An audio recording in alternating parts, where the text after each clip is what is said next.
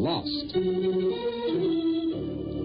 And its discoverer, the well-known storyteller, Isabel Manning Hewson.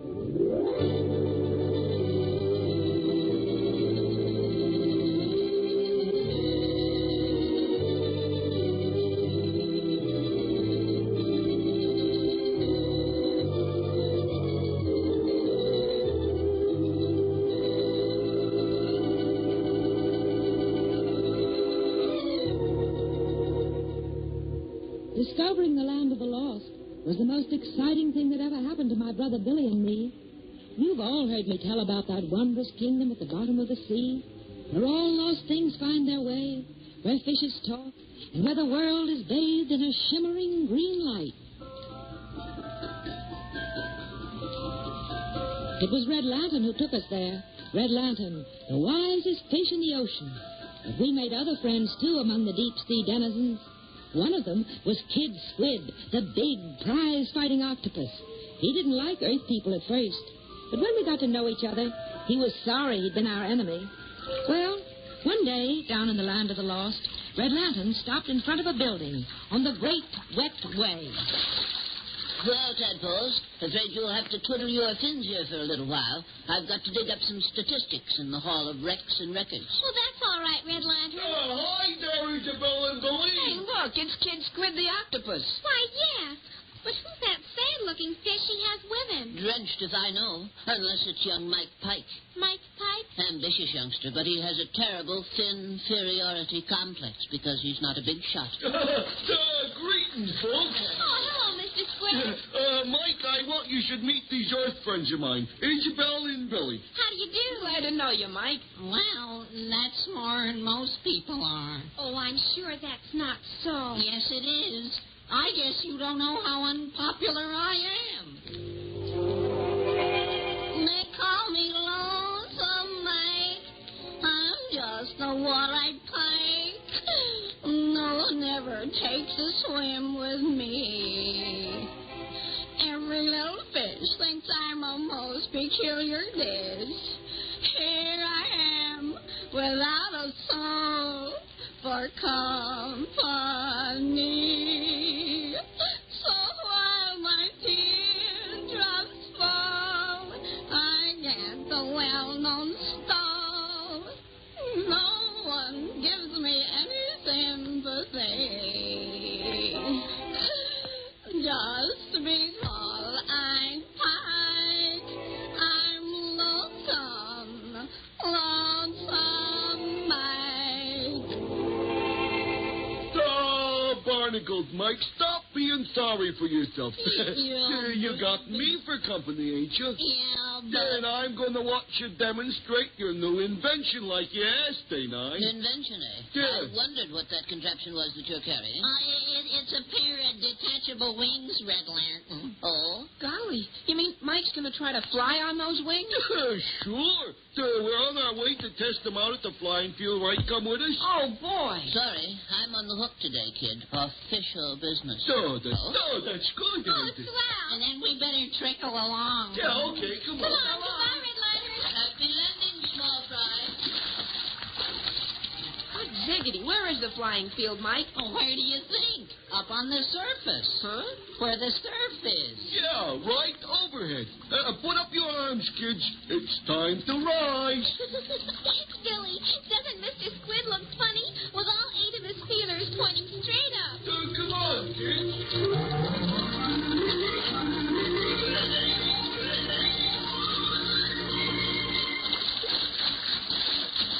That's the stuff. Here we are on the surface.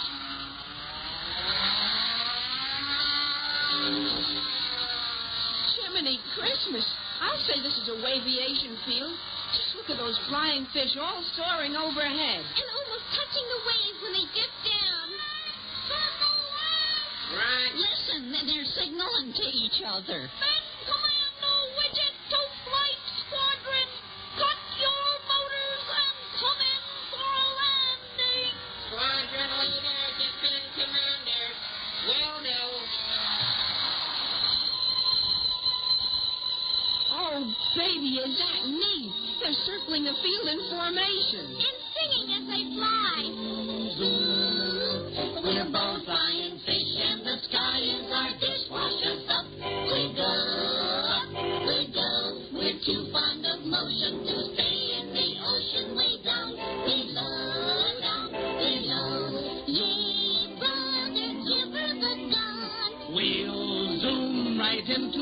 sun. With a dip and a roll, oh, it's fun to fly. Solar was up, again we go. Zoom, zoom, zoom. Zoom, zoom, zoom. We're exceptional fellers. All flying with propellers, so up we go, up we go. The fish broke down under, are gaping with wonder. A mile below, down below. Right now it's time to go home. We've all got to head for the foam. But we'll pull on a thriller, a real killer diller. When up again we go. Zoom, zoom, zoom, away we go.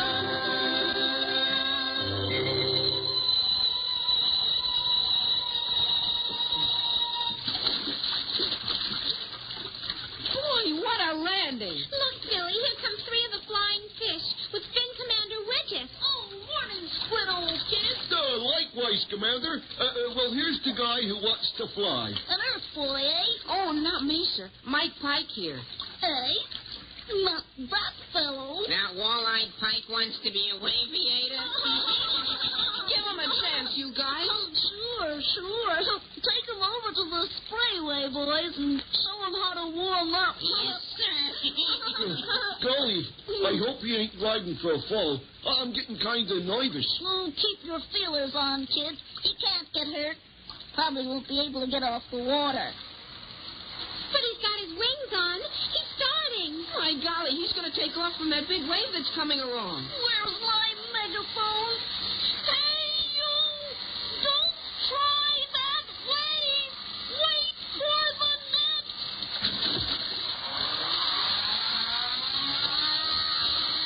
Holy mackerel, he made it! He's flying! After him, you fellows! Show him what to do!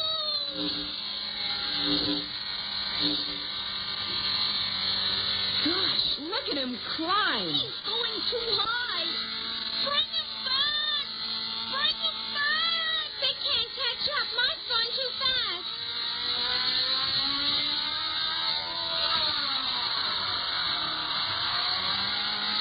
Gee, Jerusalem, did you see that? He's looping the loop. The little grip can fly, all right. Think me if I can figure how he learned so fast. Hey, what's that? Take cover. Seagull coming in at 9 o'clock. A seagull. Oh, Billy, up there in the sky. It's the most enormous seagull. And prepare to splash dive. They're starting down. The whole bunch of flying fish. Except Mike. What's the matter with that fellow? Come in, Mike Pike! Bank there, bank! There go the rest of them, safe in the drain. Mike! Golly, the guy's in trouble. He can't join. Billy the seagull!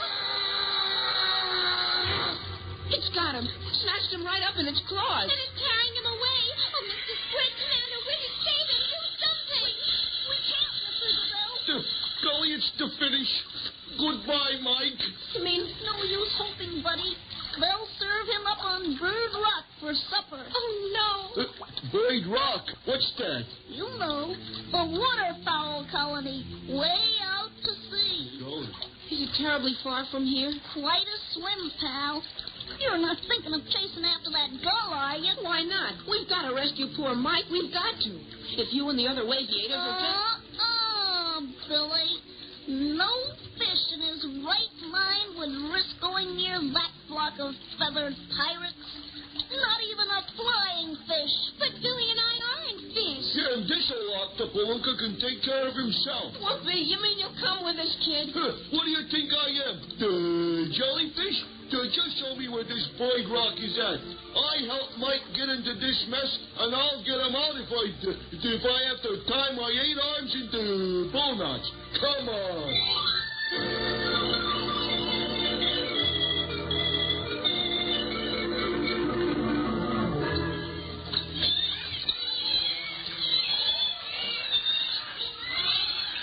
Here it is.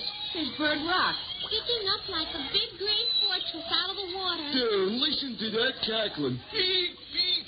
They sure ain't got no canaries on there. They've got about everything else.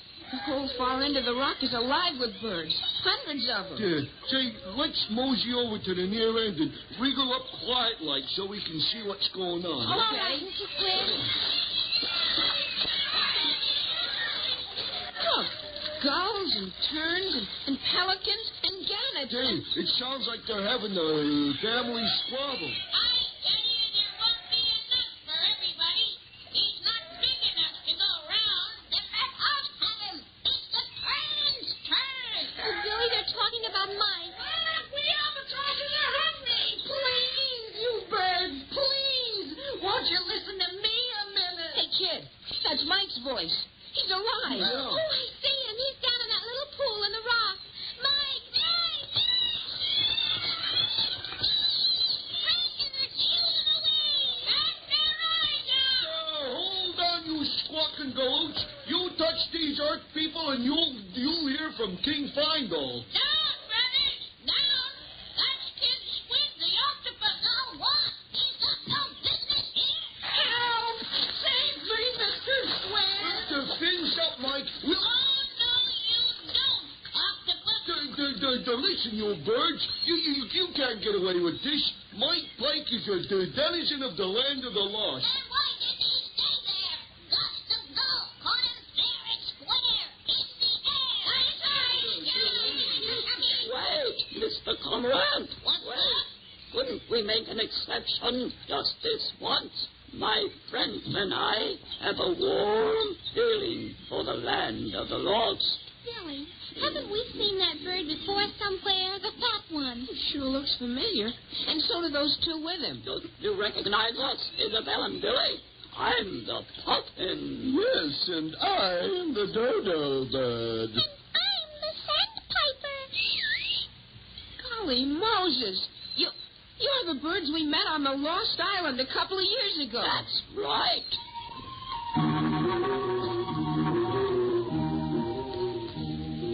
Remember the Lost Island where we were the beach patrol. 'Twas sad but true, with nothing to do but watch the ocean grow. The months and the years went by us, and never a ship came nigh us, for that was the Lost Island, unknown to a single soul. Oh, of course, I remember now. And we used to sing the second verse.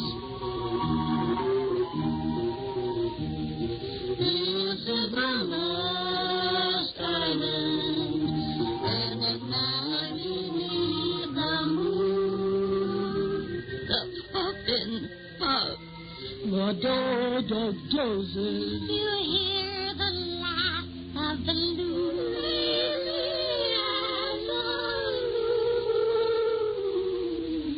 The sandpiper pipes and whistles as he hops among the thistles, alone on the Lost Island. June after June after June.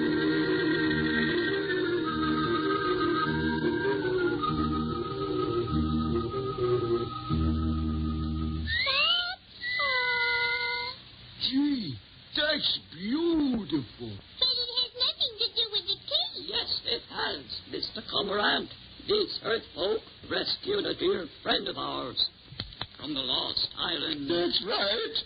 Trixie the Nixie. And we'd like to return the favor with this friend of theirs. After all, he's a very small fish. Somebody ought to knock this stuffing out of that puppy. Stop.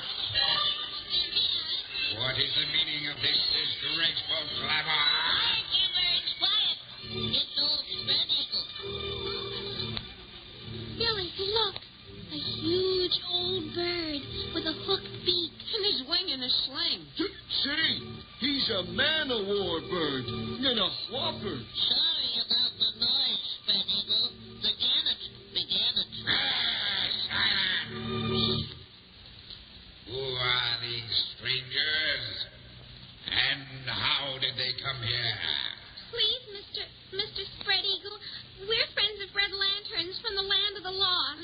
eagle there flew off with one of the denizens. That's right, and we came after him, see? He's just a young flipper, and...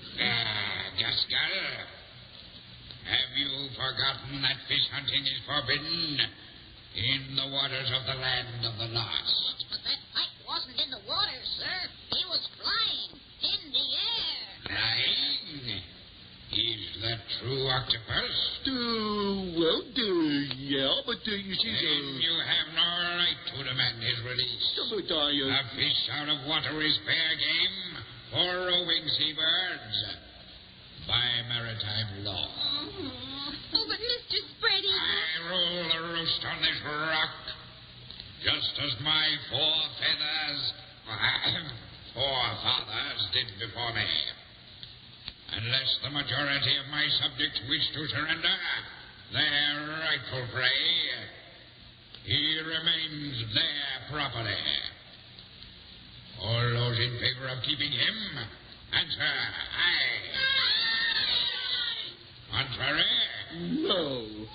No. 1,000 times no. Puffin, I fear you are outvoted. Oh, Jiminy, everything is gummed up. Is this the fish in question here in the pool? That's him. A scrawny morsel to be scrapping over. His wings are bigger than his body. Still,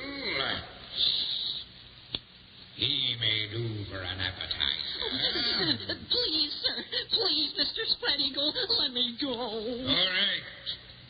It's your own fault that you were caught. But I didn't know. A flying pike. Why didn't you stay in the water where you belong? But because it looked so free and wonderful up in the air. Oh, gee, Mr. Spread Eagle, you don't know how it feels to be stuck down below and see other folks flying around the sunshine. Who doesn't know? Haven't I been grounded here on this barren rock for years? Ever since my wing was broken in a storm. Broken? Haven't I stood on this very spot and watched my fellow birds swooping and circling through the blue air, coasting where they will on the salt breeze, while I am left helpless and alone. I, a man-o-war bird with the greatest wing spread in the 7 seas. I can never fly again. Gosh, tough luck. It's broken his heart, Dilly. We tried to help him, did everything we could, but the only doctor we could find was a quack. I don't want your cackling sympathy. Let's get this dinner of ours over with. On with the first course. Wait! Let go, Mr. Spread Eagle. Help! Get up, I say. I refuse to interfere. Even if I help you to fly again. Help me to... What's that? I can do it. I know I can. I can fix that wing of yours as good as new. If you'll promise not to eat me. You... These wings are mine. They're detachable. I make them myself. What you say? Detachable wings? Yeah, they're strong as anything. Only the left one came loose while I was flying, and that's why I couldn't get away from the seagull. So that's what happened. Yeah, but the right wing works fine. Here, just let me hitch it under your game flapper, and you'll see. Pike's right. His mechanical wing would act as a support. No. You do it, Spread. Trick or no trick, I'll try anything that might give me a lift. Attaboy, Mr. Spread Eagle. But remember, if the experiment fails, dinner will proceed as planned. Okay, Mr. Spread Eagle. What have I got to lose? Here, help me put it on him, will you, Billy? Sure. One strap goes over and one goes under. Like this? Yeah, good and tight. That's it. Feels snug enough. But how do I work the gadget? Oh, you don't have to do nothing. It's automatic. Just take off like you naturally would. Here's the runway, everybody. Give him room. Mr. Squid, what if it doesn't work? Mr. Spread Eagle's such a big bird. So look out. He's coming. He's rising. He's off. There he goes. Oh, Spread Eagle's flying again.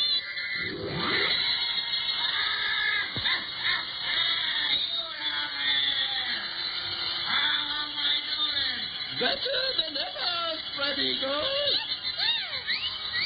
Oh, Billy, isn't it wonderful? I'll say. But watch out, he's coming down again.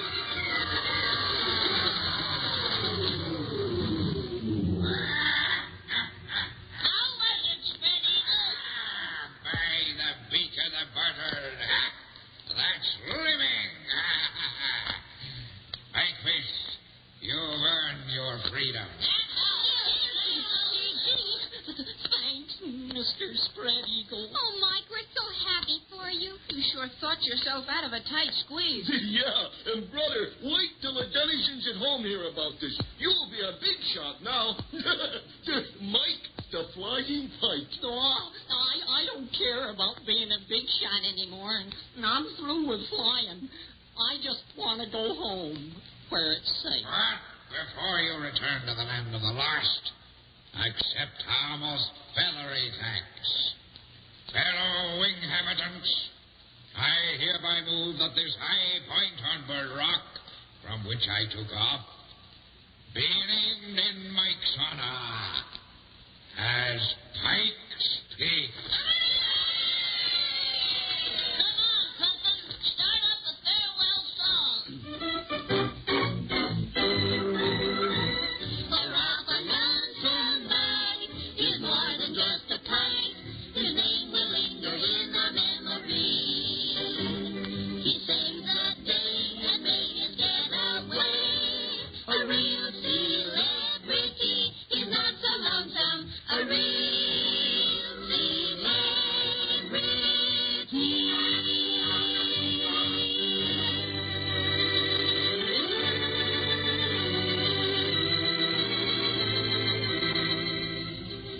Lucky 7-time pollywogs.